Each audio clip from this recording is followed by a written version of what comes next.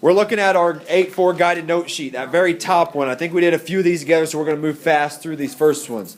This is a quadratic trinomial, quadratic power of 2, trinomial 3 terms. We're factoring it. We're writing the binomial times a binomial that make this up. Whenever A stands for the number in front of the x squared. Whenever it's a positive 1, it's very quick and simple. We find two numbers that multiply to give us C. That's the number without the variable, and the add to give us B. What are those two numbers in this problem? 7 and 5, and the 7 has to be negative, right? So that means you have x minus 7 and x plus 5 are the binomials that you would multiply together to get this. That's what we've been doing the last couple of days, okay? X minus 7, x plus 5, because negative 7 times 5 is negative 35. Negative 7 plus 5 is negative 2. This is that next one to the right of it. What's the difference here? It's just that it's not in standard form. It's not in that order, right? So you can factor the same way. If you want to write it in standard form, you can. You can write the positive x squared first. The minus 3x would come next. And then the plus 2 would come next because that's a positive 2. Okay? So we'd want to factor this. Two numbers that multiply to give you positive 2 and that add to give you negative 3. Those two numbers would be what? Negative 2 and negative 1. Good. Because negative 2 times negative 1 is positive 2. Negative 2 times negative 2 times negative 1 is positive 2. Negative 2 times added to negative 1 is negative 3. Again, you don't have to do this every time, but let's say we want to check our answer. Let's FOIL this. First, outside, inside, last. Well, negative 1x minus 2x is negative 3x, and that's what we started with. Right? So that's an easy way to check your answer, is just to refoil it out. Okay.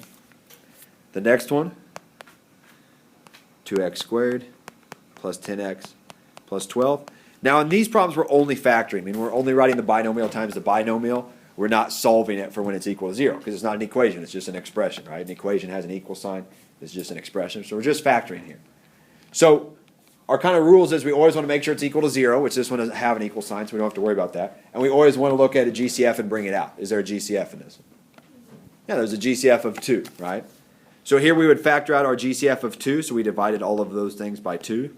So we'd want to do that first, right? And then we can factor this inside quadratic. A is 1, so I can find two numbers that multiply to give me positive 6, and that add to give me 5. Those two numbers are, of course, 3 and 2. Right? So this would factor into x plus 3 and x plus 2. Doesn't matter which one comes first. And the 2 drops down. So that's it factored. Right? If I multiplied all of this back together, I should get 2x squared plus 10x plus 12. Okay. Again, we're not having to solve this because it's not equal to 0. We're just factoring, practicing factoring right now. Okay. The one to the right of it, I wanted to change something, so let's just, you could factor that one probably still, but let's skip that one for right now. I want to jump to the second part. Again, I think we did one or two of these together. It says when a does not equal 1, again, a stands for the number in front of x squared, we use the tic-tac-toe board with coefficients a, b, and c down the middle. Complete the board as on the previous factor, as on the previous page, and we did that last class. Okay. So the first one says 3x squared plus 8x plus 4. Okay. So now we look, is there a GCF? No. Okay. But a, the number in front of the x squared, is a 3. So whenever it's not a 1, we have to use that tic-tac-toe board. That's what I call it. If you guys think of a better name, let me know. I don't know. Okay. So, and we put these three numbers, 3 goes in the top, positive 8 in the middle, positive 4 on the bottom. Now, what this does is this is just a way to help us organize our information to help us factor. In the book, they do not use this way. I think this way is much easier than what they do in the book. So you will not see this way in the book. That's why I have a guided note sheet here. Okay. If you want to look in the book to see how they do it, you can. I promise you it's a lot longer, but maybe it'll be easier. Remember the top two numbers, we find two things that multiply to give you 3. That has to be 3 and 1. Remember, we always want these numbers to be positive. We're never going to make these numbers negative. Okay. The bottom two squares, we put two numbers that multiply to give you 4. So our choices here are 2 and 2 or 4 and 1. Okay. Let's say we just tried 2 and 2. Okay. In this square, we put 3 times 2 is 6. 1 times 2 is 2. And then we check, do these two numbers add to give you the center? What do they do? 6 plus 2 is 8, right? So from this point, this helps you factor it because what you do is you pair up the diagonals of this chart and the top one gets the variable. So I pair up the diagonals and the top one gets the variable. So one parenthesis is going to be 3x, because it gets the variable, plus 2, because that's a positive 2. The other parenthesis is going to be 1x plus 2. And there it's factored. Okay. If we refoil this, which you don't have to do that, but let's refoil it real quick just to check our answer. First, 3x times x is 3x squared. Outside, so that's not outside, 6x. Inside, 2x. Last, 4. Combine our like terms, we get 3x squared plus 8x plus 4, which is what we started with. Okay. So this is how we factored it. Again, right now we're just factoring it. We're not solving anything. But if you can complete these boards, okay, or this little number game, it's going to factor it for you, basically. Does that make sense? Go ahead and try that one, factoring it, and then we'll check it together. Down the middle is going to be 2. Don't forget a negative 3 and negative 2, because you keep the sign that's in front of that number. Okay. The top two numbers multiplied to give you 2, or 2 and 1.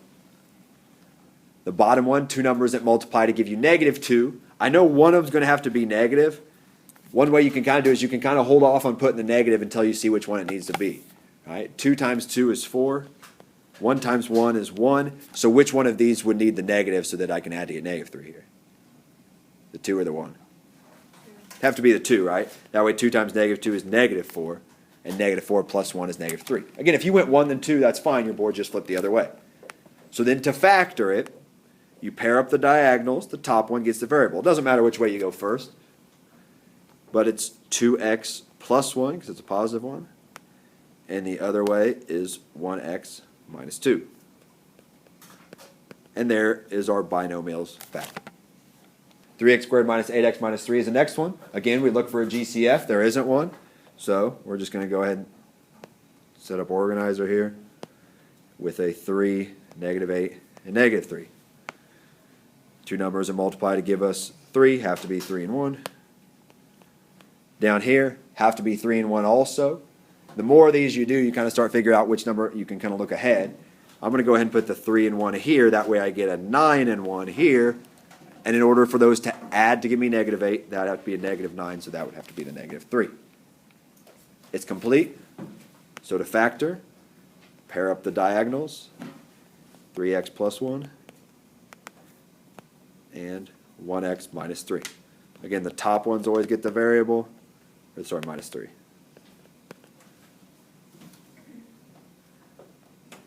It doesn't matter which way you go first, because if you foiled it, that's what you would get back. Okay. I know we're going kind of quick through these, but they're all basically the same. No GCF, so we just put 2, 5, and 3. The top 2 numbers, 2 things multiplied to give us 2, have to be 2 and 1. Down here, they have to be 3 and 1. So I just need to decide, does it go 1 then 3 or 3 then 1? It's going to go 1 then 3. That way I get 2 and 3 there, and 2 plus 3 is 5. Once that's done, pair up the diagonals. Top one gets the variable. 2x plus 3. Again, I wrote plus because it's a positive 3. And the other one is 1x plus 1. And there's my factor. 2x plus 3 and x plus 1. If you had x plus 1 first and 2x plus 3 next, same thing. Can we do the next Okay. one? Yep. Okay. Next one, 8x squared minus 4x minus 24. Again, same process, not an equation, so I don't have to worry about it being equal to 0. I'm just factoring it. Is there a GCF? Yes. You always need to bring out a GCF. It's going to make the problem simpler, first of all, but you need to pull it out anyway. So in this case, the GCF is 4, right? So when we bring out a GCF of 4, we're going to rewrite what's left on the inside. You're left with 2x squared minus 1x minus 6. Right? You divided all those things by 4. You brought out the factor of 4. Those are the factors that are left. So now you want to factor that. It's a quadratic trinomial, so you can factor that. So we'll just use our board again. With the 2, negative 1, negative 6. Again, it always goes the number with in front of the x squared goes first. The number in front of the x goes next. The number without the variable goes next. A, B, C. 2 numbers multiplied to give us 2. Have to be 2 and 1. Okay. Here, I can kind of, let's say I guess 3 and 2, which would make that 4 and 3. But one of them has to be negative so that I can multiply to get negative 6, add to get negative 1. Which one has to be negative, 2 or 3? The 2, right? That way 2 times negative 2 is negative 4, and negative 4 plus 3 is negative 1. So that completes it. So now when I factor it, just keep dropping down that 4. That just comes in front with it, because that's 4 times all of that. So one set of parentheses will be 2x plus 3. The other set of parentheses will be 1x minus 2. And there it's factored. I just have the 4 out front now. 4 times 2x plus 3 times x minus 2. In this grouping, is there a GCF? There is not. So I'll just start factoring. With 4, 4, negative 3. So I want two numbers that multiply to give me 4. Now here I have a couple different choices. I have 4 and 1, and I have 2 and 2. Has anybody done it? Can help us out, save us some time? What is it? Is it 2 and 2? Yeah, it's Joe. Yeah, it's 2 and 2. Okay. And then it's 6 and negative 2. Okay. And then positive 3 and negative 1. Good. Yes, this will do it, right? 3 times negative 1 is negative 3. 2 times 3 is 6. 2 times negative 1 is negative 2. Add those together, give us 4. Again, we would have got that. We might have had to just play with it a little bit. Some of us are getting pretty quick at it, but sometimes it's just guess and check. Okay. Now that it's complete, you factor it by pairing up the diagonals. Top one gets the variable. 2x minus 1 and 2x plus 3.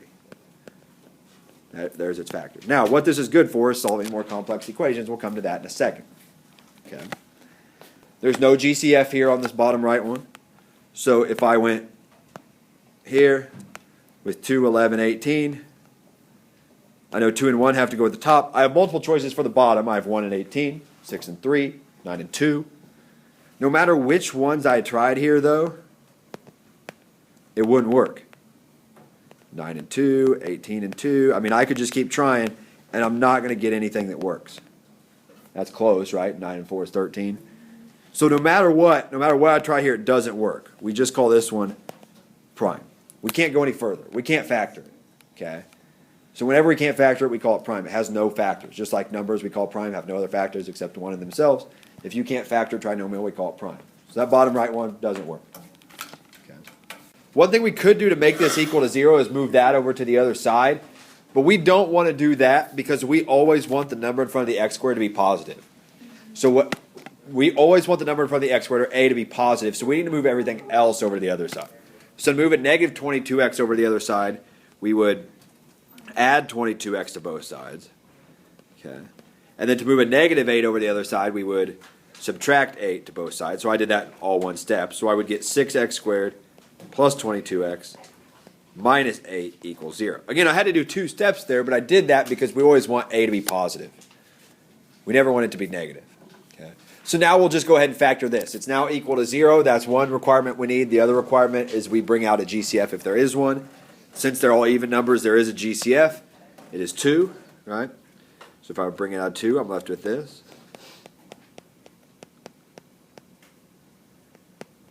Okay. And now I can factor this inside part. Okay. I can factor that inside part. I'm going to go ahead and erase this up here to do that up there. So I would want 3, 11, negative 4. This should give me 3 and 1. Down here, let's say I did 4 and 1. The reason I did 4 and 1 because I know that would give me a 12 and 1.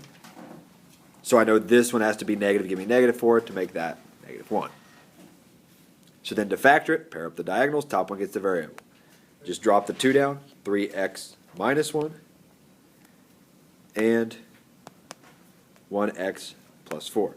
Now, notice this is an equation though. So we factored it, right? This part's done. But we want to solve for when x is 0. We want to say x can equal this or x could equal this.